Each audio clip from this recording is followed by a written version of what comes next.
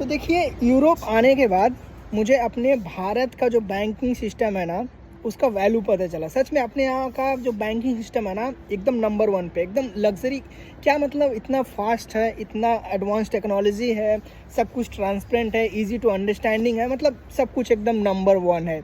क्योंकि मैं यूरोप का जो बैंकिंग सिस्टम है, मैं आपको बता रहा हूँ, यहाँ का बैंकिंग सिस्टम इतना स्लो है, स्पेशली अगर आप इंडिया से आते हो तो। हाँ, इतना धीमे का क्यों बता रहा हूँ। फॉर एग्जांपल, अगर आपको किसी को पैसे भेजने हैं, ठीक है ना, इमीडिएटली, तो अपने यहाँ क्या होता है भाई, यूपीआई से तुरंत भेजो, विद इन सेकेंड में पैसे चले जाते हैं।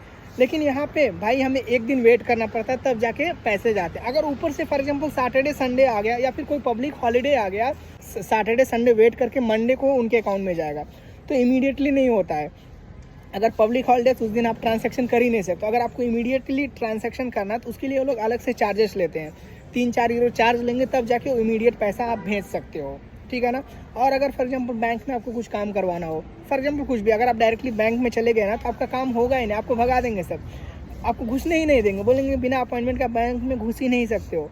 तो उसके लिए अगर फॉर एग्जांपल मुझे इमीडिएटली कुछ काम पड़ा बैंक में, तो अगर मैं गया तो मेरा काम नहीं होगा, फिर मुझे कॉल करके अपॉइंटमेंट लेना पड़ेगा। वो भी अपॉइंटमेंट इमीडिएट नहीं मिले, मे बी 4 दिन बाद, 5 दिन बाद या फिर 1 हफ्ते बाद अपॉइंटमेंट मिलेगा।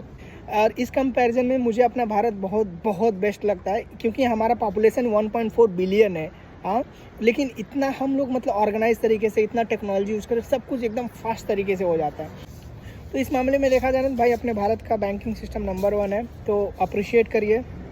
और इसका वैल्यू आपको तभी पता चलेगा जब एक बार आप अपने देश से बाहर आओगे। ठीक है, राधे राधे।